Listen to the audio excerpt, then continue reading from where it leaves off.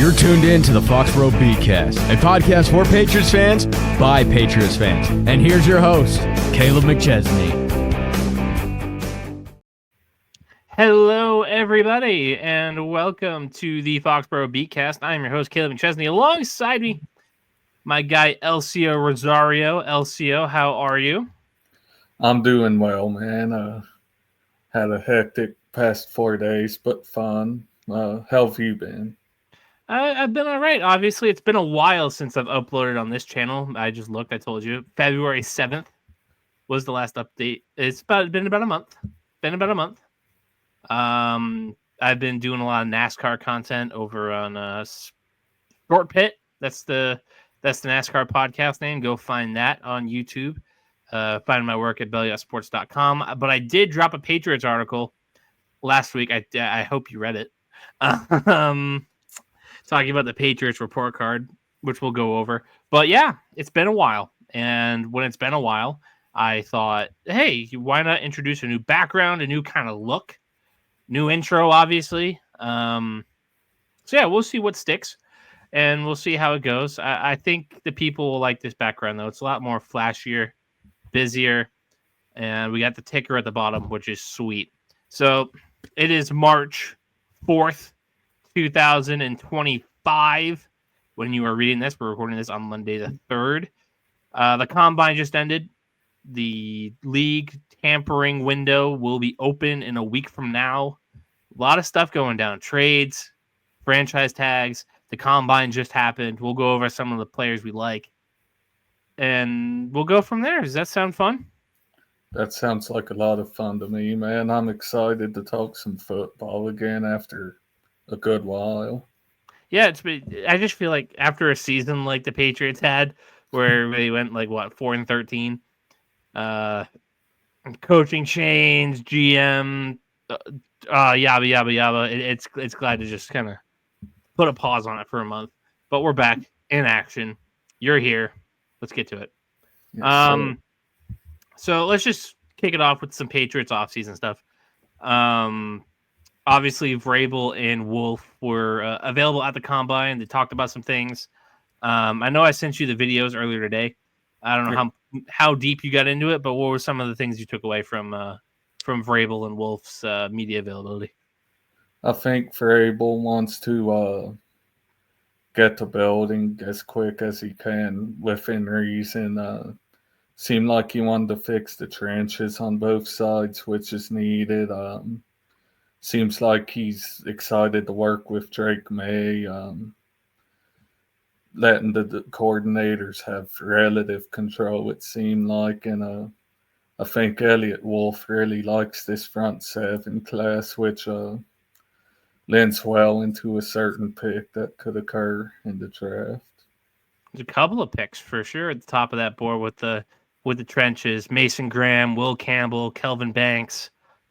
Abdul Carter, if he should fall that far. Wouldn't get my hopes of their Patriots fans, but yeah. I thought it was really cool that Elliot Wolf kind of shouldered the blame for last offseason. Obviously, with Chuks Okorafor, you know him very well. Yeah. And some of the other tackles we tried to play didn't work out. The offensive line was worse than we thought it was going to be. The two wide receivers didn't quite pan out with Jalen Polk and Javon Baker, Caden Wallace in and out of the lineup. They expected too much out of their rookie class, and their free agency class did not do enough to support the team as a whole, which ended up how we got to where we are. Obviously, Gerard Mayo being kind of unprepared, and frankly, I hate to say words like this, but he was frankly unqualified for that spot. He was a 5-year defensive coach in the NFL. Yeah. Most guys, when they get head coaching jobs, they're around a little bit longer than that. So yeah, Elliot Wolf shouldered a lot of blame for that, and in hoping to do better. And obviously, with the experience of Vrabel and some of the guys he's bringing in, like Ryan Cowden and John Stryker, people call him Stretch up here because he's like super tall. I feel like that having more brains in the room is only going to help Wolf. And ultimately, things with the roster are going to be kind of his final say. But I liked what Elliot Wolf said, that he's not going to force players on Vrabel if he doesn't want them. So they're going to come to a consensus at every level. And I feel like as far as draws go, I think Wolf will probably side with Vrabel more often than not. So I think that's pretty optimistic. I'm pretty optimistic for this coming season. And I know I said that last year, but like we've all seen Vrabel's resume, right? Like he's a coach of the year. Did he win it twice or just once? I think he just won it the one time, but I'm sure he was a candidate at least twice. He's been to two AFC title games, right? Or something like that. Yeah. A couple of 12-4 seasons, getting the most out of Ryan Tannehill at quarterback. Obviously, had Derrick Henry, A.J. Brown. And obviously, things ended tumultuously in Tennessee. But overall, a really good run for him. And a lot of coaches are even better the second time around. Yeah. And I think there's a reason to be super optimistic with this team. Also, you're a guy on the outside looking in. What are your early impressions from Vrabel as far as, what you've heard from him, your expectations? Like, what's the vibe? He seems happy to be there. I feel like the only way this could have been better is if you went ahead and hired him last year. But having a coach of the year on the staff can only do good things as far as player development, looking at players. He was at the combine. I'm expecting a notable improvement this year. I don't know if it's a overnight flip to a championship contender, but you shouldn't be picking in the top 5 again. No, I would agree. I think Vrabel said this in one of his availabilities. Like, one of his goals is to have a winning record at home next year. And we haven't had that in 2-3 years. And I think that would be awesome. I would love for Gillette Stadium to be a hard place to play again, like we see in our background right now. Gillette Stadium, I mean, Elsio, you know very well as a Steelers fan coming in, it was a tough place to play. Hellish even. It was. And things happen. You lose some of that edge, but Vrabel seems to want to bring that back. I'm sure the fans agree, and I'm sure they can make it happen. And did I get your take? It's been so long since we've recorded on this show. Did I get your take on Josh McDaniels coming in as the offensive coordinator? I don't think on the podcast, but all right, deliver it to the people. I like the hire of McDaniels. I mean, he made it work with Mac Jones for the people saying he was a Tom Brady merchant. The one good year in Mac Jones's career was with McDaniels as OC. I think he'll be able to maximize the strengths of Drake May, utilize him well, find creative ways to get the playmakers open. It's a good hire, and I don't see how you could have done much better than McDaniels. No, I think if you weren't going to have like a Ben Johnson coming in to be your OC, McDaniels was the next guy up for sure. Lots of experience, definitely a more than solid play caller. Yeah. I just feel like he needs really good structure, and he's as good as anybody on the offensive side of the ball. Obviously, his head coaching experience, we don't need to dwell on it too much. There's a lot of things that went wrong in Vegas. Just not translating to players well. Lots of leadership issues.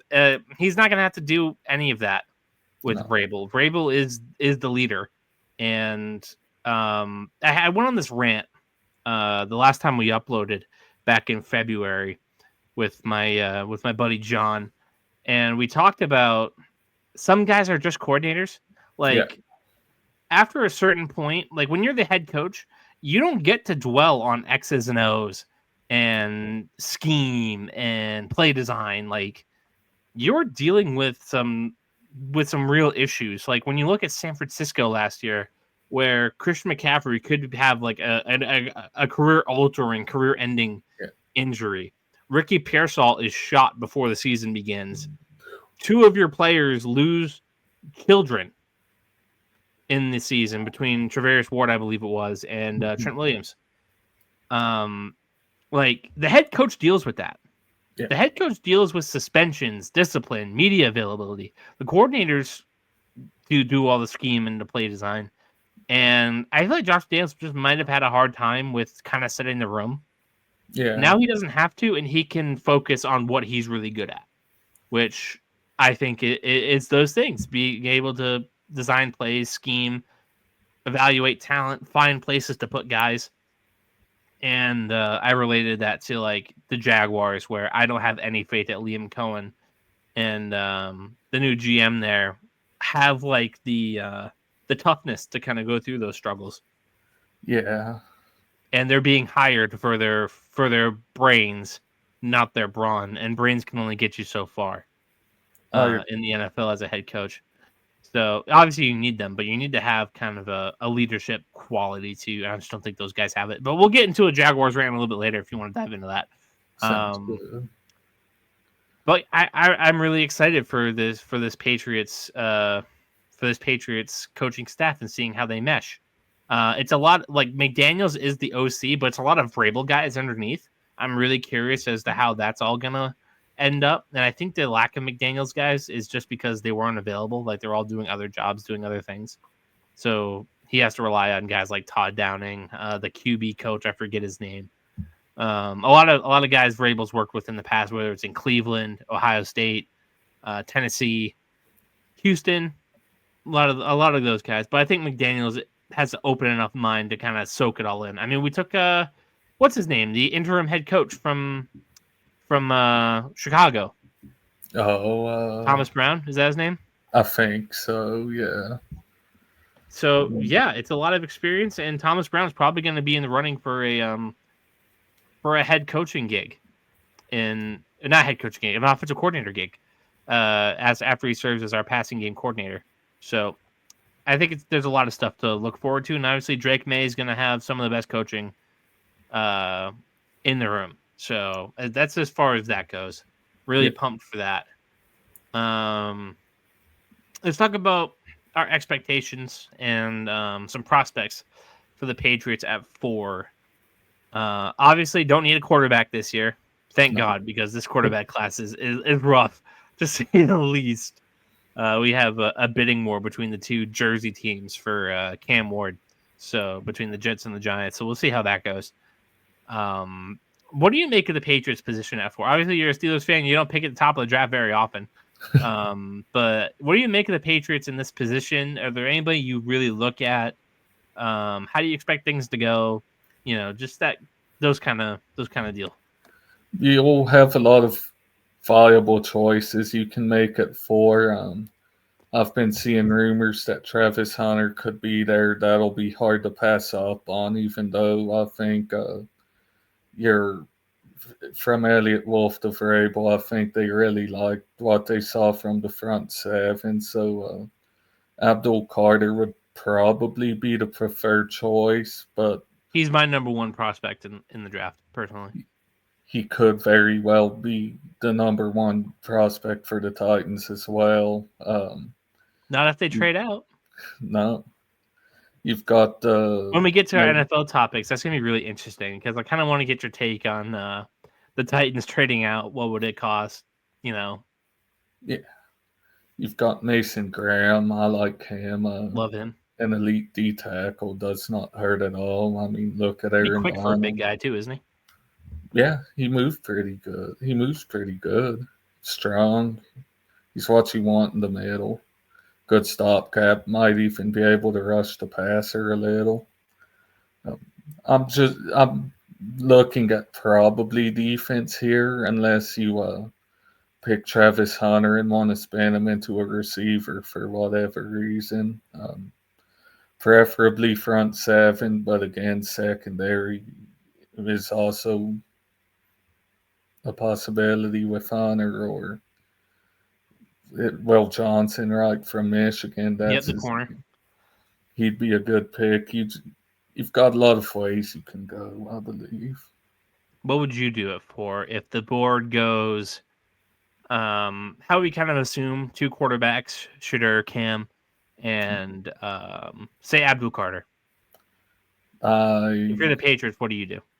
I would feel obligated to take Travis Hunter. Blue chip prospect. Blue chip prospect. You can try him out at both positions, make a determination. I'd prefer not to play him two ways, but if he's consistent and doing well enough, you could try like a 50-50 split, swap him each game, choose one. You've got a lot of flexibility with what you can do with, and then that could be a competitive edge, keeping it a mystery. No, for sure. Surprisingly, I've read that some teams think that Hunter might be a better value at receiver than he is at cornerback. That might not necessarily mean he's a better corner than a receiver, or a better receiver than a corner. But some people think that the value is better there. Like he might be a better receiver than McMillan or Burden. So I definitely see the logic there. I feel like Mason Graham is going to be the pick because like if the board plays out how it does and we don't trade down, and we can get into that a little bit. Because he reminds me a lot of Jeffrey Simmons. And was it Danico Autry? Those guys back in the late teens Tennessee days. And Vrabel loved having that interior pass rush. And you're going to have Barmore hopefully coming back from the blood clots. And you have Mason Graham right now. That's a ferocious inside pass rush. Scary. So yeah, I think that'd be cool. If we're going to trade down because some team loves Travis Hunter, I definitely wouldn't be opposed to that whatsoever. And then you trade down to 7 or 8. I feel like that's a better value for Will Campbell, but I also heard Campbell's arms came up short. Is that true? I'd have to check on that. Okay. I can do that. Will Campbell arms. Isn't it crazy that like this was the biggest story? Coming apparently out of the combine. His arms are 33 and 7/8. Yeah, that's close enough to me that he can play tackle. It's not like I thought I heard somewhere that it's like 32 and 5/8. I'm like, well, that's that's a little short, but 33 and 7/8. The goal is 34. I think that's fine. Rashawn Slater obviously is the poster boy for tackles with short arms that are working out. So I feel like Will Campbell at 7. Like if the Raiders love Travis Hunter, they wanted that star power, they go up and get him. That'd be fine. That'd be fine with me. After that, it's got to be Campbell or like Ted McMillan or one of those guys. I feel like I don't know if there's another tackle in this draft, like a D tackle or an edge rusher that is worth taking at that spot at 7 or 8. No, I think you'd be better off kicking the can if you're not getting Carter or the kid from Michigan. Johnson. Try to address that in a second. Yeah, Mason Graham. So I feel like staying at 4 is probably the preferred spot. But if somebody wants to get stupid like the Raiders and like offer us, 7 and like you move back 3-4 spots, you pick up their second round pick. Okay, we can use that and trade back up into the first round, and then go get a Davis Warren or a Luther Burden or something, and really start cooking with grease. But yeah, I feel like the draft's gonna be super interesting. We'll talk about that as the offseason goes on. How about free agency? 2 names have already kind of popped up for me in the recent days. The first one being Milton Williams, the defensive lineman from Philly. Real kind of game wrecker kind of a guy. Not like an Aaron Donald by any means, but he was a big part of that Eagles D-line. He's only 25 years old. He had 5 sacks this year. How many TFLs? I feel like that should be right there. Why isn't there any TFL stats here? Unbelievable. I have to go pull up his there it is. He had 7 TFLs this year. 5 sacks. I feel like that's solid. Yeah. I feel like that's pretty good. He comes in at 6'3", 290. Could be a really solid guy there. And then the other is Chris Godwin, the wide receiver from Tampa Bay. It was reported today that the Patriots could be interested so long as the medicals check out. Obviously, he had the pretty gruesome dislocated ankle injury late in the year last year, but everything points at he should be good to go. And the Buccaneers are not going to be franchise tagging him again. So he's going to be available, and the Patriots are going to be interested. As far as trade targets, I think we're out on the T. Higgins sweepstakes. And DK Metcalf, we reached out and reportedly got shut down, and the Seahawks aren't moving him anymore. And yeah, the offensive lineman, obviously huge. Ronnie Stanley. Yeah. Who was the other tackle that was out there? We missed out on Trey Smith, obviously. Cam Robinson could be a target from Minnesota. Dan Moore, our left tackle, he's fine. The last time we signed a tackle from you, he left the team. So fair enough. Yeah, Tevin Jenkins. Yeah. So, what are some of the free agents you'd be looking at? What are your thoughts on maybe the Patriots acquired some of the guys I listed? I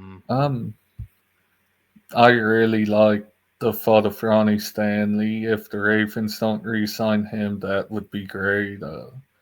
Offensive line addressing it in some way would be preferable. You could maybe look secondary. There's Charvarius Ward from the 49ers, right? He could be a target. We definitely need a safety because Kyle Duggar was not looking great last year. No, and I'm surprised by that. And he was battling an injury. He was battling a pretty gruesome ankle injury, just toughing it out, and he got worse as the season went on. I do like Milton Williams a good amount. That's nothing to sneeze at, adding to the defensive line. Godwin would be good, another weapon. As long as his medical's checked out and Tampa didn't decide for some reason. Yeah, we want him. Ooh, here's a name. Javon Holland, the safety from Miami. Yeah. That could be sick. I'd give it a try. He just turned 25. He's still young. Yeah, I'd give it a try. At least kick the tires on it. Vrabel wants to be badass in Miami, wasn't he?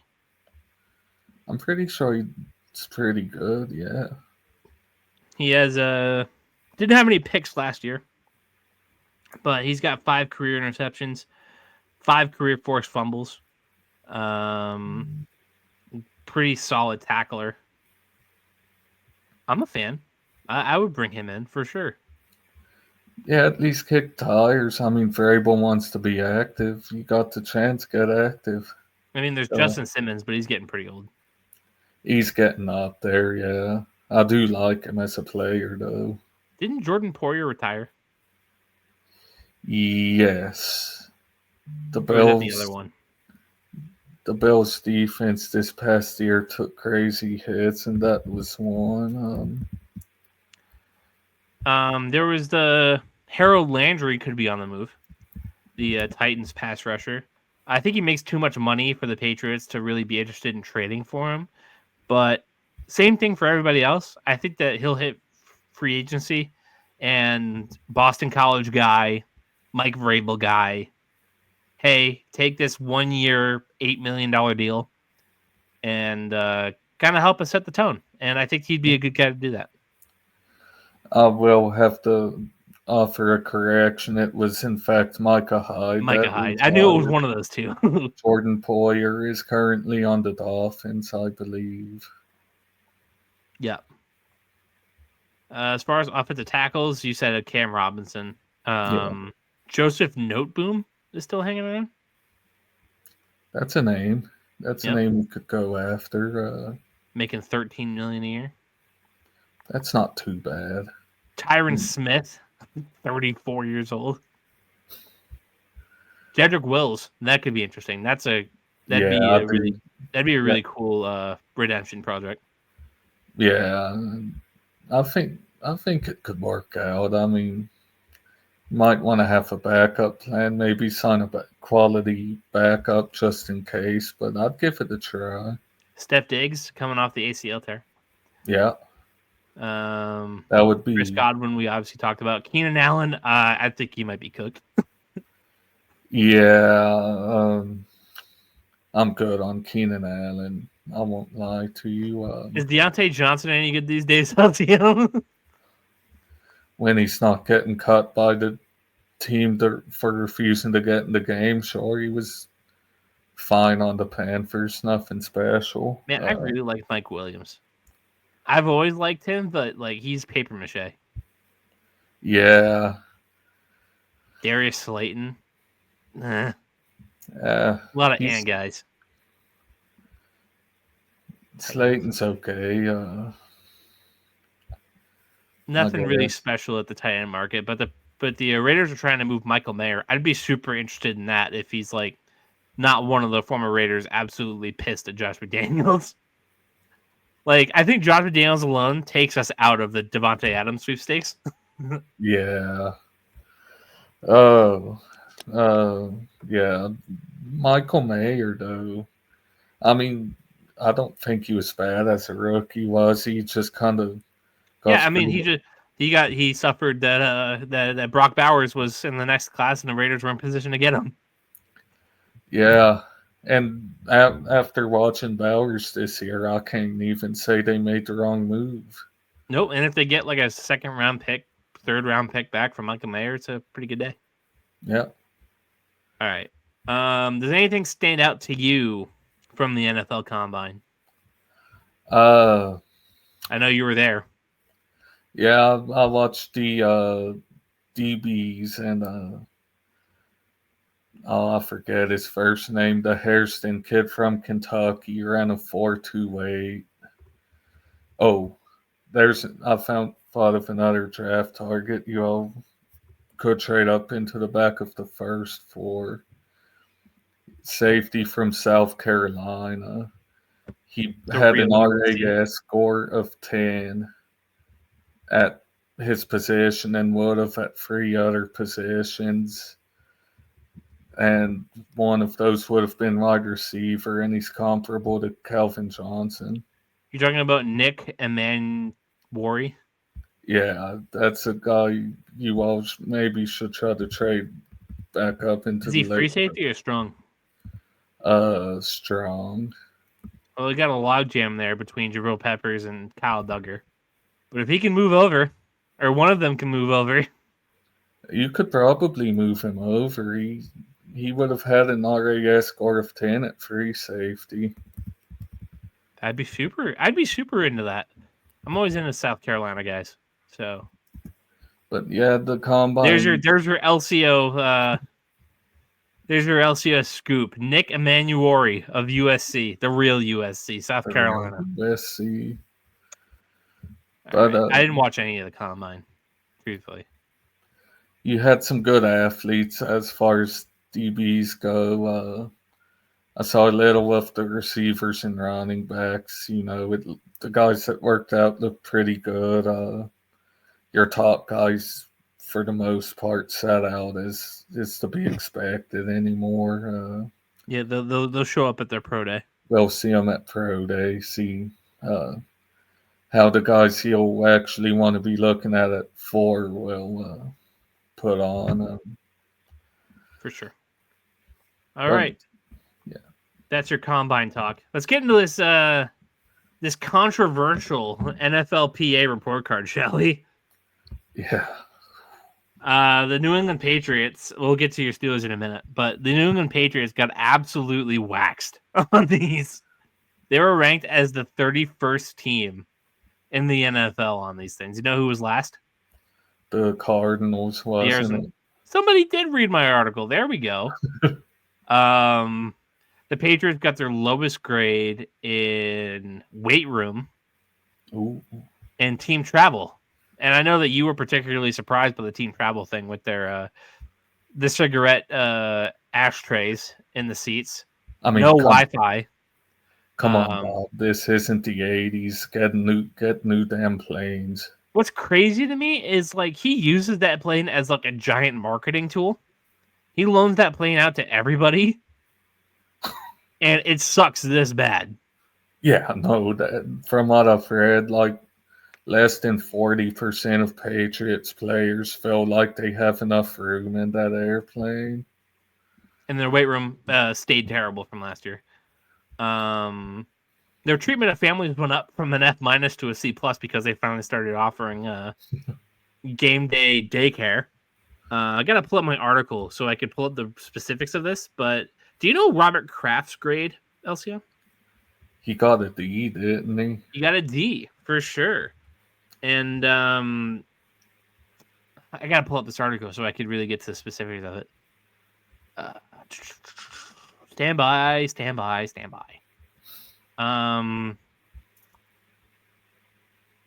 In commitment, so obviously they graded owners on three different things: their willingness to invest in facilities, team culture, and their commitment to winning, commitment to building a competitive team.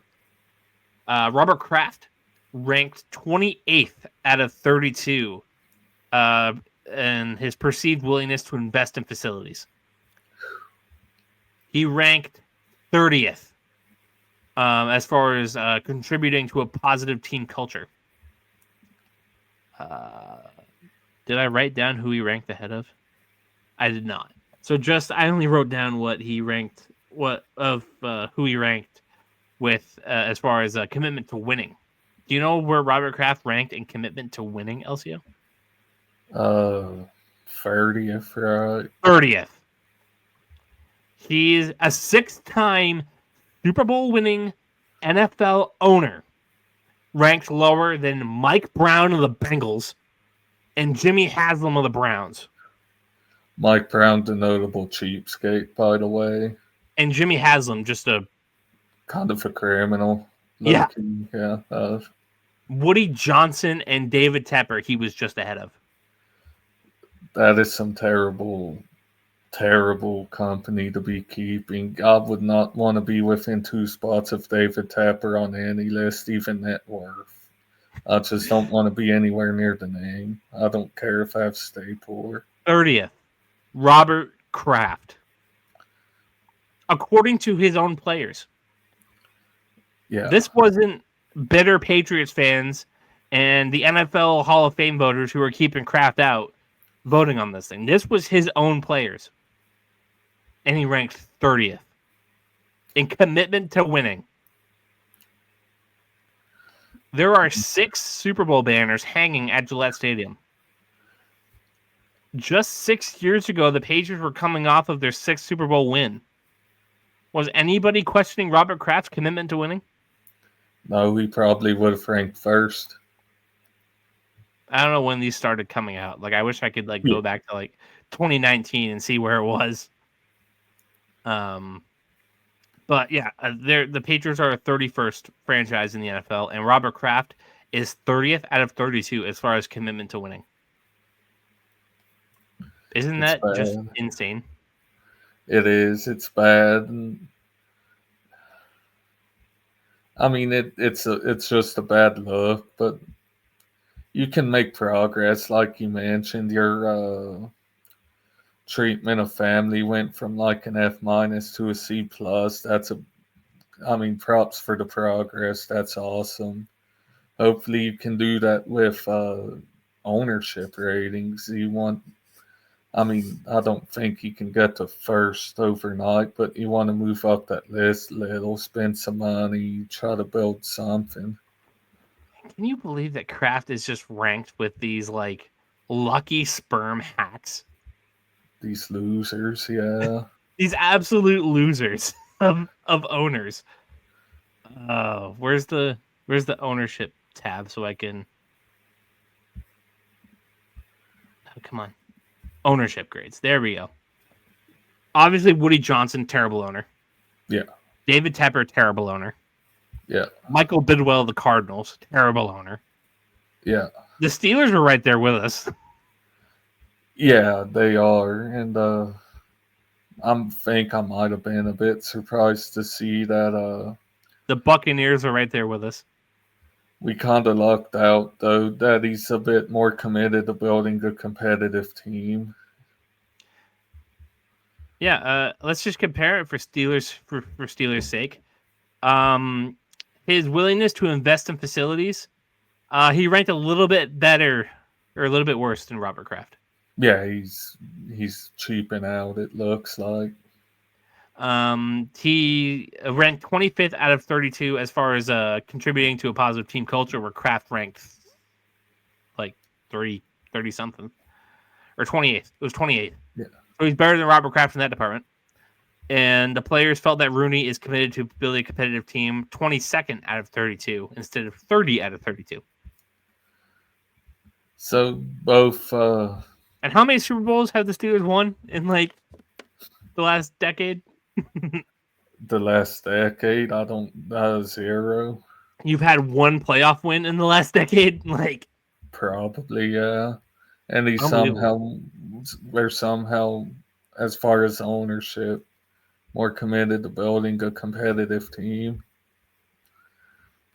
unreal. But both owners, not ideal, different relative strengths. I'll put that in quotes, and weaknesses. The Buccaneers owner. I'm surprised he got such a low grading. Yeah, what's that about?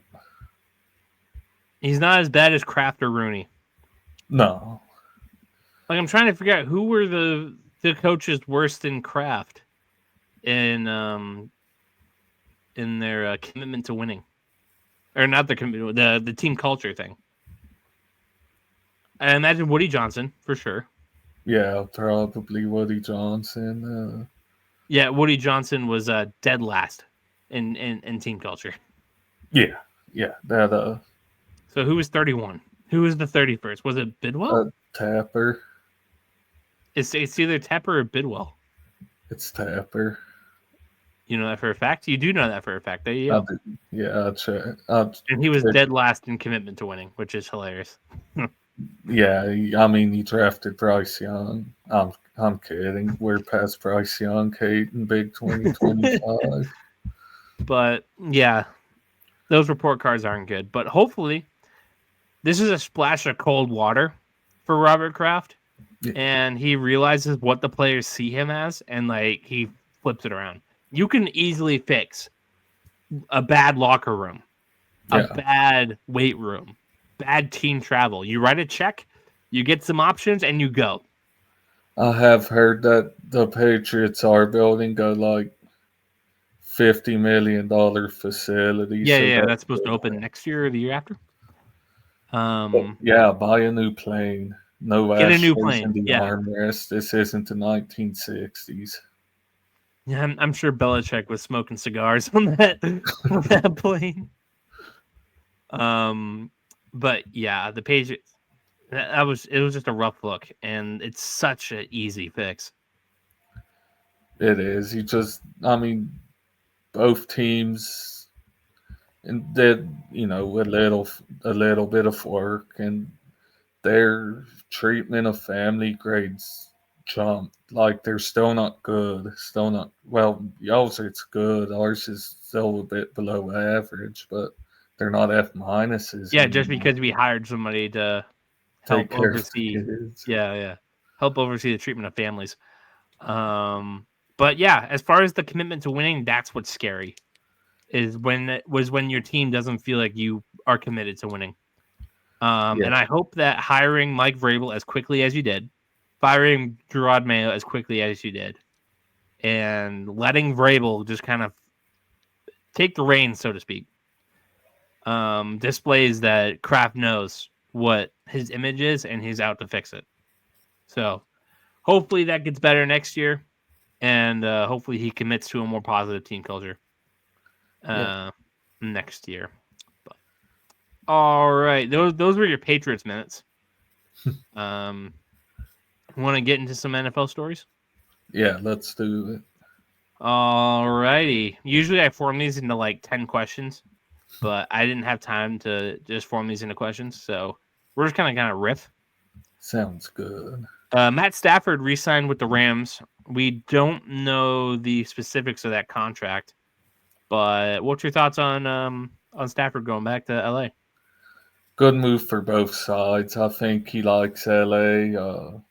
It looked like they might try to move on, but I think Stafford's good enough to keep around. They made the playoffs, I think, this past year.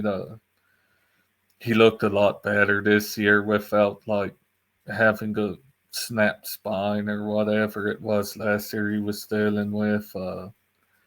Kind of wanted him in Pittsburgh. I would have liked to make that trade. And I think some other teams are going to have to scramble for new plans too. Like the Jets and the Giants are. Yeah. I don't think the Jets were in on it, but I know the Giants were, and the Raiders. Yeah. But I think this was a great move for both parties. The Rams stay competitive, and Stafford doesn't have to go to a second-rate franchise, and he gets to stay competitive, and he's not going to get his ass kicked every week. Yeah. So good on him. Good on the Rams. They stay relevant. They stay competitive. In California, still, San Francisco 49ers traded Deebo Samuel to the Washington Commanders for a 5th-round pick. What's your thoughts? If they would just traded him last year during the draft, they could have gotten more. But I mean, I think they think he's cooked. I think he's cooked, but I don't think it's a bad move by the Commanders. You lose a 5th, have to pay him $20 million, but the Niners' dead cap hit's bigger than that. I don't know if I'd say low risk, but relatively low risk, high reward. If he has some left, you have McLaurin to be 1. You could be 2 for Jaden Daniels. You can get spicy, put him in the backfield. Good move for the commies, and I won't talk the Niners too much. Nope, I think it works out for sure. I feel like Washington was really good. It was a really good deal for them to make this move.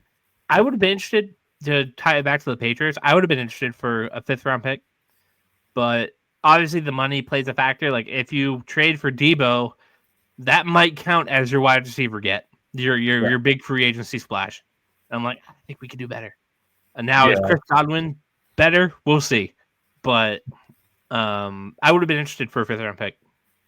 Yeah, I think that question did occur to me at one point, and I just never did think to ask it. But yeah, I would have too, like for the Steelers even, but for the Patriots too. And I've always been a big Deebo guy. I thought he was electric when he first came out. I wanted him in that draft, him and A.J. Brown. That's who I wanted at receiver, not who we took. Yeah. Kind of a forbidden name on this podcast. But I can name every receiver that was taken after him. It turned out to be pretty good. Yeah. But Terry and Deebo, that's a pretty good combo. And Jaden Daniels is going to have some fun in year 2. Especially if they keep Zach Ertz, because that old man just keeps being good. Well, hey, they got Ben Sinnott waiting in the wings. Oh, yeah. Can you imagine they get like a really good running back? Like, imagine if it's not going to happen, but imagine the commies get like a Ashton Jonty. You know? That would be sick. Yeah. I'd be here for it. That'd be cool. They might win the Super Bowl if they can do all that. And Deebo works. For sure. But yeah, this works out. Adding on to that, the Niners are open to trading Brandon Ayuk. Isn't that funny? As 2 teams who missed out on the Brandon Ayuk sweepstakes. I'm not particularly interested anymore between the knee injury and the contract. No, I'm good. What would his price be? Like, what would he go for? A little more than Deebo, I think, because like he's younger. Yeah, I don't think you can go above a 3rd. His knee is toast. Yeah, He's not going to be good until like middle next year. we can sit it out this time. They jerked us around last time, and now look, The they're both of stuck us, with yeah. a broken He knee. used us like a pawn. We're good. We're good. We don't want the broken knee. They can keep that. That was a really weird point in time, wasn't it? Yeah, because I remember we got jerked around even longer because it was the report came out there like, yeah, Debo Samuel said, not that this isn't the exact wording, but basically Debo Samuel said he'd rather die than go to Cleveland or New England because he wants to win games. You mean Ayuk said that? Yeah, sorry, Ayuk. But he thought he could win with Pittsburgh for whatever reason, I guess. And terrible time for me. I was down pretty bad for a guy who ended up exploding his knee. Seriously. Jair Alexander of the Packers could be traded. Had a little bit of a health issue, but he's one of the top corners in the game when he's healthy. Would you be interested? Should the Patriots be interested? What's his price? I think you should at least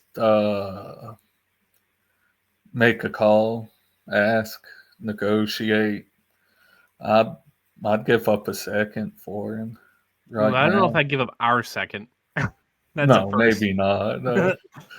But the Steelers a second like that, I'd give for him right now. The Patriots could maybe talk like a multi-pick, like free something else, then maybe a pick or two next year. Nothing too crazy, just in case. I Can think. you imagine a Gonzalez Alexander secondary? Christian Gonzalez, who didn't make the Pro Bowl, by the way, disgraceful. You know why that was? Why? Because the Patriots didn't have any primetime games. Nobody saw how good he was. Yeah.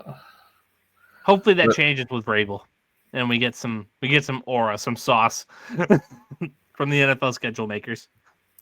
I'm surprised drafting Drake May wasn't enough for the sauce. But we didn't know if he was going to play. Yeah. Then again, they thought it could have been Jacoby Brissett, and as much as I love the man, he's not dripping with aura or sauce. No. He's Darius just Slay just got cut from the Eagles today. Another one where I'm like, the Patriots should make a call. Yeah, sign him. I guess I guess that I read that there's a pretty good chance that he goes back to the Eagles. And On this a is cheaper deal. Just kind of a cap issue thing. But I'd be super interested. 1 year, $6 million. Come in here, see what happens.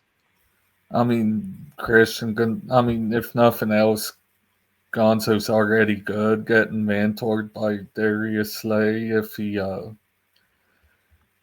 he's not going to be the same, obviously. Darius Slay is getting up there a little bit, but I think he's still good enough to be worth expressing interest in, trying to maybe get on a 1 year veteran deal, team friendly without lowballing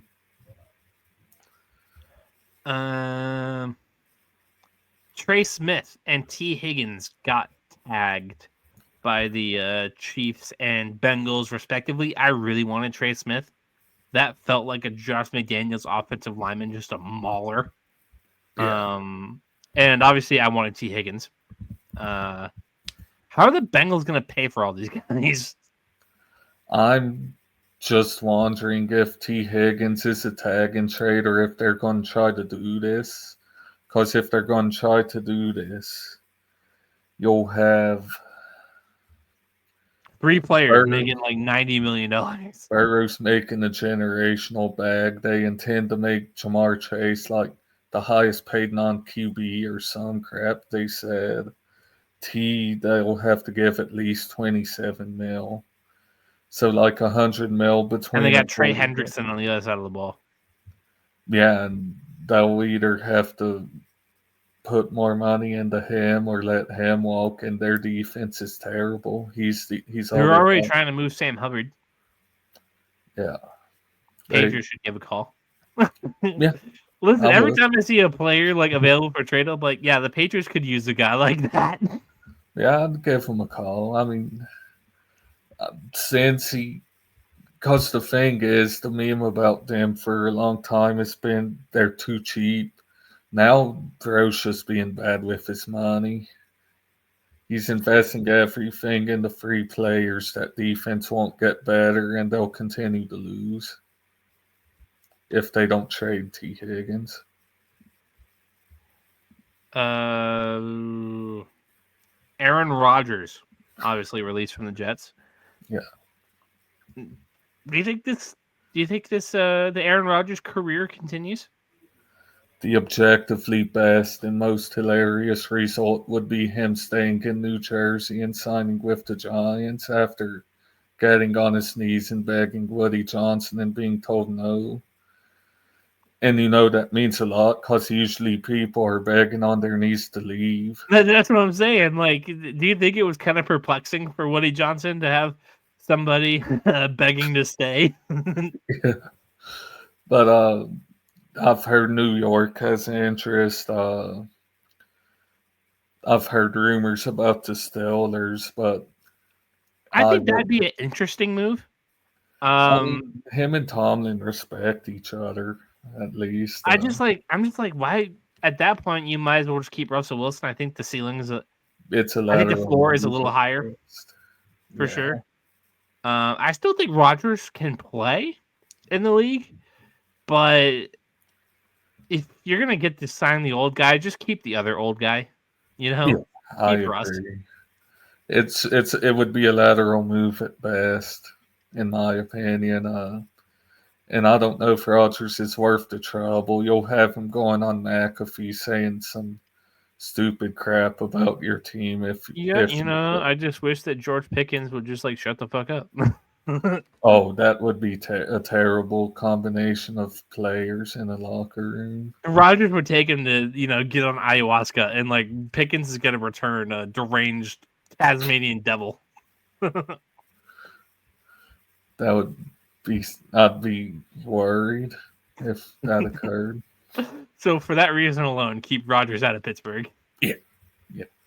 I think the Giants works.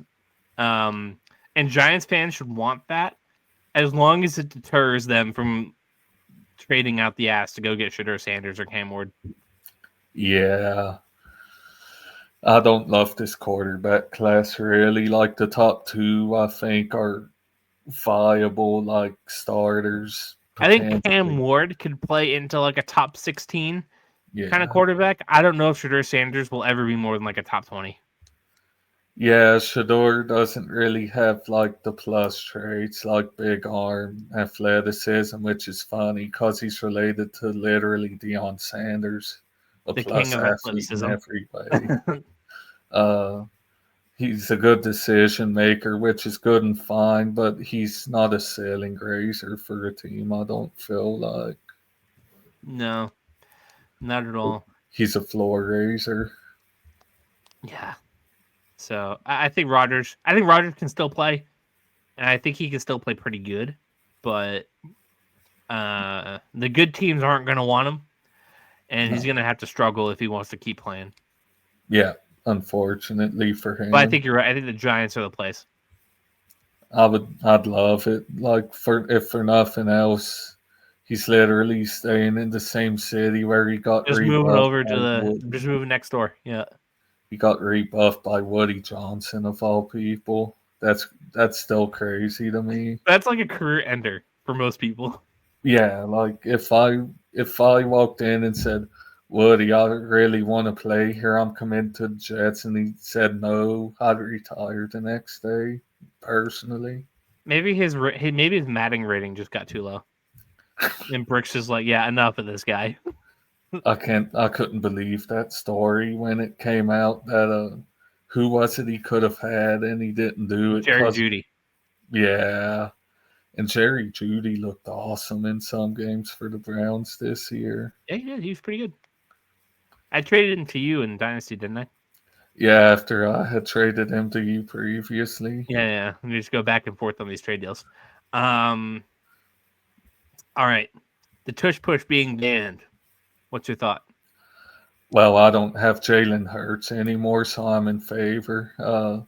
But seriously, it's a cheesy play, unfair, ruins the tempo of the game. I guess there's safety issues, but I don't really care about that. Get it out. Like, I don't think I'm not banning it because it's unfair or anything like that. Because usually I'm like, hey, just stop it. Get good on defense. But when you have guys jumping the line in the NFC Championship game, don't you feel like we've kind of jumped the shark on it? Yeah, I mean, the play is to the point people are jumping off sides so much that the refs are having to say, if you keep jumping off sides, we're just giving them the touchdown. That's That's when enough destructive. is enough, right? That's destructive to the tempo of a football game. It I makes agree. for a bad product. I agree. So, yeah, just get rid of it. Let's move on. Let's be done. It was a fun little toy for a few years. Let's find something else now. All right, gun to your head. Give me the NFL. Give me Elsio's mock draft 1.0, 1 through 4. Abdul Carter, Cam Ward. I think teams will be higher on Ward. Shador Sanders. And, if I'm in the Patriots mindset, I'll do Will Graham, but I'm so tempted to put Travis Hunter there. You mean Mason Graham? Mason Graham. Yes. I think it'll be. I think the most interesting board is the Jets move up. And it goes Ward, Ward, Sanders, and then I guess not. Like, there's no way that Carter falls to 4, is there? No. So yeah, I think the Giants will move up to 1. They'll get Ward. Carter will go 2. No. Fuck. Ward goes 1. Shador goes 2. Titans get Carter at 3. And then we take Mason Graham at 4. Yeah, I don't have the order in mind. We're doing our group mocks later this month, so I'll have a better idea of who's thinking what. And I'm just going to say in that scenario, I'd imagine the Jaguars would already have a draft card with Travis Hunter's name on it done by the time the previous pick was Oh, yeah, done. that dork Liam Cohen would be all over it. Yeah. What a tool. He'd be the best. You know what? I promised that I'd let you in on my Jacksonville Jaguars rant. You've heard these two talk, right? These two nerds. Yeah. They sound like they're 12. I don't see them as like leaders. I think they're dorks. When I heard that first Duval by Liam Cohen, I promise you my body like, shut up. in on it. So Like, shut up, please. I felt like That's not football. In SpongeBob the movie when they're tried out under the lamp, like crinkling up. That's how my body felt when I heard that. Just And the other one talked about football like it was a fine science. Like, yeah, I'm just gonna plug in my algorithms and find the best players and use my mode of like, shut up. It's basically like if Mike McDaniel had like no charisma. No, seriously, no sauce. Absolutely no sauce. Because Mike McDaniel's a nerd too, but he has some sauce. Like, he's got some swagger and some charm. Liam Cohen is like, he's goofy looking 1, and 2, I can't take him seriously. No. And the same thing with their 12-year-old GM. I get he's from the Rams, but ick. No, I don't want that on my football team. I get what they were going for with the fresh young faces, but I don't think it'll work out. All right, last thing. We kind of went out of order. But if you're the Giants, okay, so like what would it take if you're the Titans at number 1? What would it take for you to trade down to 3 with the Giants? What would it take for you to trade down to wherever the Jets are? I think it's like 6. For the Giants, obviously 3 has to be included. I want a 2 or a 3, whichever in this class as well. And I'm gonna opt out of asking for a player as well and look for future capital, maybe a The future 2. 26-2, yeah. And Something like for the Jets. the Jets, that's more spots, so the premium's a bit higher. Has to be 6, has to be the 2 this year. Maybe Future like first. a 4 or 5 this year too. Future first. And the future first, I'd imagine, yeah. You have to charge more to trade down that far. I agree. Do you think the trade will get done? Giants more likely. The Jets might try. I don't know. Can you imagine the Jets getting stupid aggressive for Cam Ward? It would be the most Jets thing of all time. All we have to do is get Woody Johnson to check Cam Ward's CFB 25 rating. Is it pretty good? I'd imagine I'd say he's in the 90s at least. I haven't touched that game in so long, man. What's wrong with you for how obsessed you were with it in the fall? I know.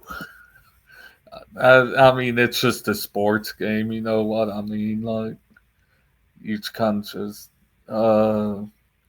Cam Ward is rated lower than Travis Hunter, actually, in the game. Interesting. He is a 93 overall. Can you actually use Travis Hunter both ways in CFB? Yes, you can, and he's a 99 at both spots. Of course he is. But Shador Sanders is a 95, and Cam Ward's a 93, so Woody Johnson would take Shador Sanders, obviously, because EA's rating team are the greatest scouts in all of football. Yeah, Brick Johnson just saw that. He's like, yeah, Dad, this is what you got to do. Alrighty. Well, we kind of hit everything. Did we miss anything? Do you want to get any points off your chest? Let's see. We talked Stafford. We talked draft, combine. All right. Here, I'll give you this question before we sign off. Gun to your head. Russell Wilson, Justin Fields. Who are you signing? Fields. Not you personally, the Steelers. I think on that one, because they tend to disagree with me at every turn they can. So Mitchell Trubisky's coming probably. I'd imagine they try to stick with Russ and hope for the best. Because, Russ, I guess, was the better passer this year. I'll say at the end there, it was really terrible. Actually, no, I'm going to say Fields. Russ and Arthur Smith had beef. There you go. There it is. Justin Fields is sticking in Pittsburgh, and maybe he has a career renaissance. You never know. Yeah, he was fine the games he played for us, mostly as a runner, obviously. Do you want Jackson Dart round 1? I've become less and less opposed to it as time's gone on, especially if we can put a bridge in front of him. Interesting. I think if you give him a year or two, he could be a pretty good NFL QB. Has some solid traits. We'll need to crunch some film together sometime soon. Yeah, I'd like that. They got this thing called Caddy's Cut-Ups on Patreon, and then you get access to like all this film stuff. Maybe because it's like $6 a month or something or other. Maybe I'll pick it up and we can crunch something. Hell yeah. Be a little more informed. But yeah, I think so. Alrighty, folks, that was the Foxboro BeatCast. Thank you for watching on this birthday week edition. I turned 23 on Thursday. The Blink-182 song, Nobody Likes You When You're 23. Gonna get a bunch of dislikes on this one. Make sure you like and subscribe anyway. Make sure you follow the page on Facebook and turn on the notification bell. Make sure you're up to date when we're going to be posting. And I'm sure you're going to see a lot of Elsio this offseason. So get comfortable. Thank you for watching, and we will see you maybe next week. We'll see. Thanks for watching. Thanks for tuning in to this edition of the Foxboro BeatCast. Make sure you like and subscribe and follow us on Facebook and Instagram.